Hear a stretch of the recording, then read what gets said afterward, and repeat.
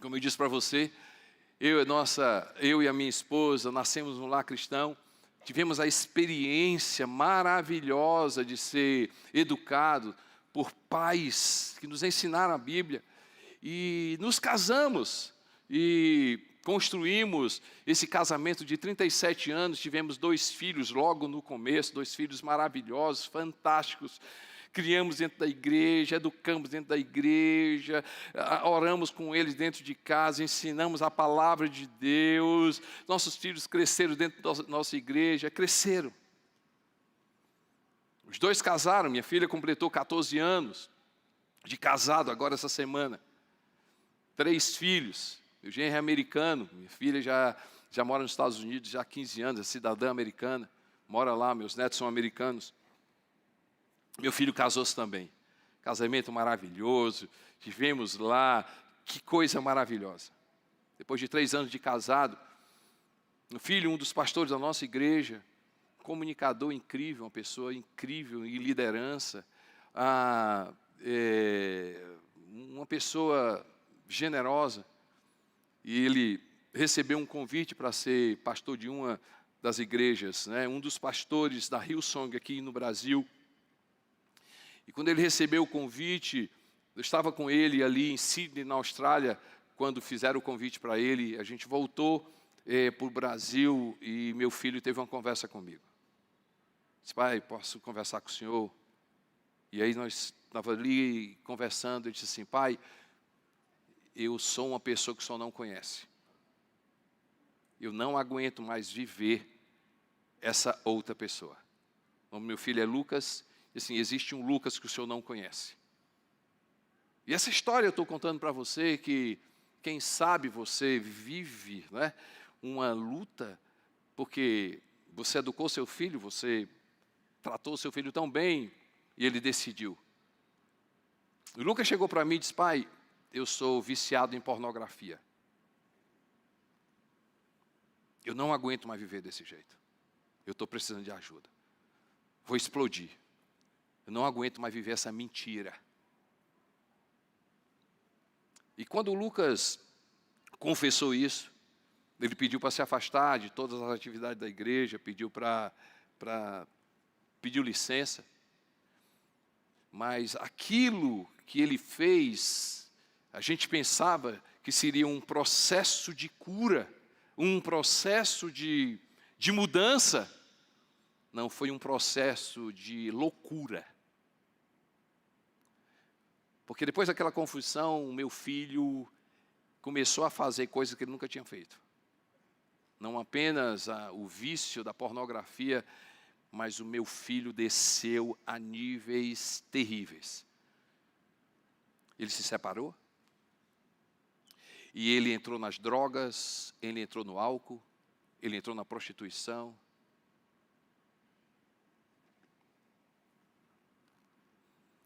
Foram 3 anos, quase 4 anos, que eu e minha esposa, a gente olhava para ele, dizia assim: ele te consagrou esse nosso filho, ele é de Deus.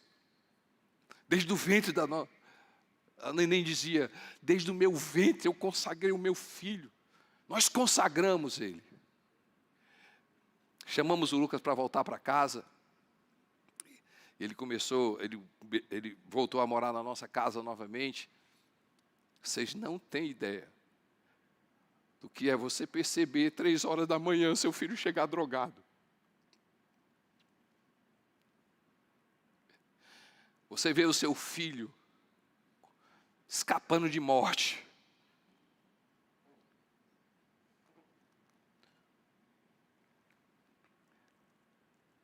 Um dia, ele nem me contou, mas um dia os 4 pneus do carro dele estouraram.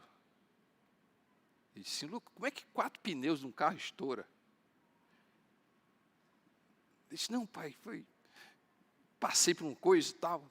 Depois eu soube, depois ele contou para mim. Estava bêbado, completamente bêbado, em alta velocidade. Ele disse: pai, eu ia me tacar num poste, eu não sei o que aconteceu. Algo me tirou daquele poste, eu entrei numa calçada e um bocado de coisa, o meu carro estourou os pneus. Você não tem noção o que é isso. E o problema, que eu contei ali para o Marciano e Adriano, é que eu e minha esposa começamos a nos acusar. Não, Costa, porque se você tivesse feito isso. Não, neném, porque se você tivesse feito... Começamos a nos acusar. O problema já não era mais o Lucas, o problema agora estava comigo e com a neném. Até um dia que a gente começou a dizer assim, ou a gente busca ajuda do alto, ou a gente vai morrer. Deixa eu falar uma coisa para você, gente. Deixa eu falar uma coisa para você. Oração não passou do vencimento. Oração ainda funciona. Espírito Santo não é uma conversa. Espírito Santo ainda é uma pessoa. Palavra de Deus ainda é viva e eficaz. Jesus Cristo não está morto na cruz, Ele é real. Deus não é teologia, Deus não é assunto de doutorado, Deus é real. Deixa eu te falar uma coisa, meu irmão, seu filho não precisa mais de conversa, a sua filha não precisa de mais uma conversa. Glória a Deus pelos terapeutas, glória a Deus pela ciência, mas tem coisa que eu e você, a gente precisa orar mais, a gente precisa buscar a ajuda do alto, a gente precisa viver aquilo que a gente prega. A gente decidiu amar o nosso filho, amar e servir. A gente viveu numa discussão que eu tive com a neném, e a gente disse assim, vamos amar o Lucas. Nós vamos amar o Lucas.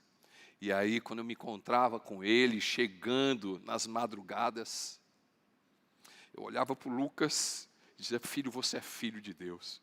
Você é perdoado. Você é abençoado. Toda sorte de bênção está sobre a sua vida.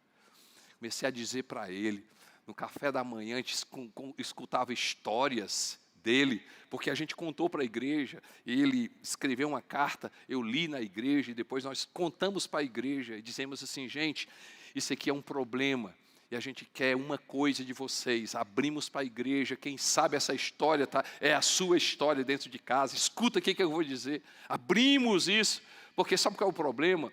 De líderes, sabe qual é o problema de pastores, sabe qual é o problema de lares religiosos que escondem, querem mostrar para a sociedade um lar perfeito, querem mostrar para a sociedade filhos perfeitos, querem mostrar para a sociedade casas perfeitas. A gente contou para a igreja, tudo. Eu ainda disse assim, ei, se você escutar uma história, o filho do pastor estava lá não sei o quê. Não é fofoca não, é verdade. Eu vi o filho do pastor bebendo. Se você notar alguém da cidade falando, você diz assim, não, é verdade, é verdade. O filho do pastor está passando esse problema. Eu vi o filho do pastor com várias mulheres. Sim, não é fofoca não, é verdade. Pode dizer para essa pessoa que é verdade, que é verdade. Mas por que eu estou dizendo isso? Gente, um lar fundamentado, um lar protegido, é um lar onde o seu filho pode cair dentro de casa. Você não ouviu não, vou repetir novamente. Um lar fundamentado, um lar protegido, onde a sua filha pode cair em casa, porque na sua casa o chão é macio. Ela pode cair e você vai acolher. Infelizmente eu sei, eu conheço colegas meus pastores que estão vivendo problemas terríveis com seus filhos, mas se tornou terrível, sabe por quê? Porque ele não admite uma filha que ter decidido pela homossexualidade.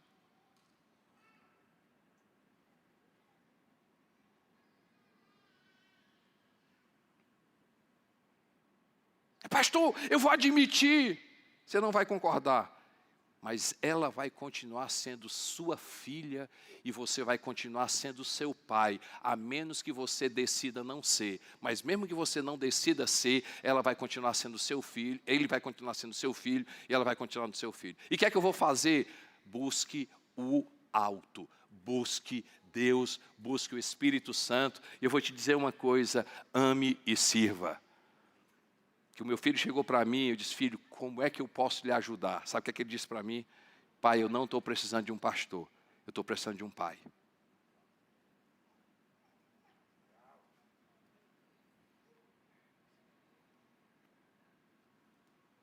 Não é culpa sua, como também não é culpa minha e da Nenê. Sempre a gente vai ter algo que deveria ter feito, mas os nossos filhos decidem. Eu vim hoje te dizer o seguinte, mais uma vez, quando o nosso lar estiver desse jeito, meu irmão, busque ajuda do alto.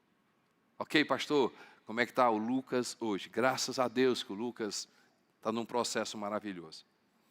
Eu devo à igreja, porque a igreja foi muito, muito importante nesse processo. Uma das coisas que o Lucas sempre fez é que ele nunca deixou de ir para a igreja. É um recado para você. Está bem? Venha para a igreja. Está ruim? Venha para a igreja. Está com dinheiro? Venha para a igreja. Está sem dinheiro? Venha para a igreja. Está com casamento bom? Maravilhoso? Venha para a igreja. Está ruim? Venha para a igreja. Meu irmão, o lugar maravilhoso se chama igreja local, se chama igreja saudável, livre da religiosidade. O Lucas, do jeito que estava, ele vinha para a igreja. Ele vinha para a igreja. Ele vinha para a igreja.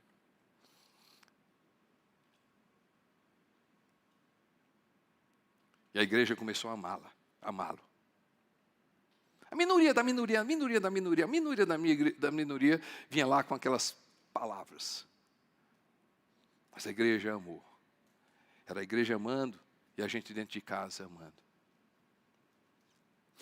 Outra coisa muito importante uma experiência que eu tive, até virou uma mensagem minha. Uma coisa boa. Tive da minha mensagem, depois você vai lá no YouTube, canal do YouTube, Costa Neto, é uma mensagem, uma coisa boa. Deus começou a dizer o seguinte: sempre vai ter uma coisa boa. Pastor, como é que você mudou? Eu dizia assim: o Lucas pode ter isso, Adriana. Mas assim, mas ele é um ótimo filho. O Lucas pode ter isso, que não está bem, mas ele é carinhoso. O Lucas pode não ter isso, mas tem uma coisa boa, ele é generoso. O Lucas pode não ter isso. Ei, deixa eu te falar uma coisa. Sabe qual é o problema com relação ao teu marido? O teu problema com relação à tua esposa? O problema do teu lar? Sabe o que é? Você só olha para as coisas ruins. Tem pelo menos uma coisa boa no seu filho, tem uma coisa boa na sua filha, tem uma coisa boa na sua esposa, tem uma coisa boa no seu emprego, tem uma coisa boa. Se você começar a olhar pelo menos para uma coisa boa, você vai perceber que isso vai virar um estilo de vida. Comecei a dizer e não terminei. Como é que está o Lucas hoje? Graças a Deus, o Lucas está vivendo uma estação maravilhosa. Já estamos aí entrando no terceiro, quarto ano que ele está bem. Infelizmente, não recuperou o casamento. Nesse processo, a igreja ajudou. Nesse processo, pastor Felipe Valadão, um grande amigo meu. Me lembro num momento difícil da vida do Lucas. Ele liga para mim e diz assim: manda teu filho para cá que ele vai ser nosso filho. Eu quero publicamente dizer o seguinte para você. Tem pessoas, ainda bem que tem gente crente. Tem pastores crentes. Tem gente séria. Um ano, Lucas e o Felipe Valadão e a Mariana cuidaram do Lucas como filho. A igreja foi muito importante, pessoas foram muito importantes. E eu vejo que Deus tem feito coisas maravilhosas. Estava dizendo para o Marciano, eu acredito, eu creio que, quem sabe, a curto, médio prazo, o Lucas vai dar testemunho aqui nessa igreja e dizer que é possível sim, viver graça de Deus e amor de Deus. A gente tem vivido momentos maravilhosos, mas eu tinha me esquecido de uma coisa. Lucas começou a sair, o Lucas começou a ficar bem, minha esposa caiu em depressão. A gente lutou tanto, a gente buscou tanto a ajuda do alto. Quando o Lucas estava saindo, minha esposa caiu em depressão. E foram momentos muito difíceis, porque eu saía de casa e a neném não queria sair de casa. Só sabe sobre depressão quem passa. Só sabe sobre pânico quem passa. Essa história diz o seguinte: não, eu sei o que é que você está passando. Só sabe quem passa. Eu me lembro que foram dias negros. Mas, gente, um lar fundamentado e um lar protegido. Não é um lar perfeito. Mas quando a gente decide pela palavra de Deus, quando a gente decide pelo amor de Deus, quando a gente decide buscar a ajuda do alto, a gente vai perceber que, embora, né, como Jesus Cristo falou, Jesus falou que vão ter tempestades, rio vai bater, tempestade vai bater, mas quem estiver fundamentado na rocha se sustenta. E foram momentos muito difíceis. E uma palavra para você que está passando por esse problema, deixa eu te falar uma coisa, nem sempre esse problema é espiritual. A questão de depressão não é muitas vezes espiritual. Não, é o diabo, é Satanás que está, nem sempre. Quem sabe, emoções, problemas, né, coisas, e aí é um sono, é uma alimentação, e muitas vezes a gente precisa da ajuda do alto, mas o alto também usa pessoas. Quem sabe, né? Você não precisa de um terapeuta, quem sabe, você não precisa. E quando a neném estava saindo, eu passei momentos muito difíceis. Eu me lembro, Marciano, que o Felipe me chamou para pregar. Eu estava tão mal, gente, eu estava tão mal, que eu não aguentava entrar naquele avião.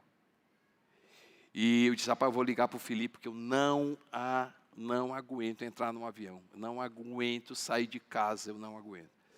O Lucas já estava saindo, a neném já estava saindo, e eu comecei a entrar. E eu me lembro muito bem que eu disse assim: não, mas eu vou. Eu vou que pelo menos a gente ri com o Felipe. Eu fui para lá, e quando eu cheguei na casa dele, eu só chorava. Ele disse: amigo, o que está acontecendo? Eu disse: cara, tu sabe o que está acontecendo. E sou eu agora que preciso de ajuda. Eu me lembro que a gente ali saiu para orar, e mais uma vez, a importância da ajuda do alto. Deixa eu falar uma coisa para você, meu irmão. Eu venho aqui lhe dizer que é possível sim a gente passar por tribulações. É possível sim a gente suportar problemas. É possível a gente passar momentos como esse. É possível sim a gente praticar a palavra de Deus. É possível sim, eu venho dizer hoje para você, Jesus não é sobre sentar em uma cadeira em um culto. Intimidade com Jesus não tem nada a ver com você dizer que é religioso. Intimidade com Jesus muda uma casa, muda uma vida. Aconteceu comigo, pode acontecer com você. Aconteceu com o meu lar, pode acontecer com o seu. Eu vim hoje dizer para você, pode ser que a situação que você esteja vivendo no seu lar seja parecida. Mas existe um que tem poder. Pode não mudar a situação, mas vai mudar a situação no teu coração. Pode você não ver hoje, mas você vai ser mudado no teu coração. Você vai experimentar coisas maravilhosas, porque se tem algo que é verdadeiro, se chama Jesus Cristo de Nazaré. Glória a Deus.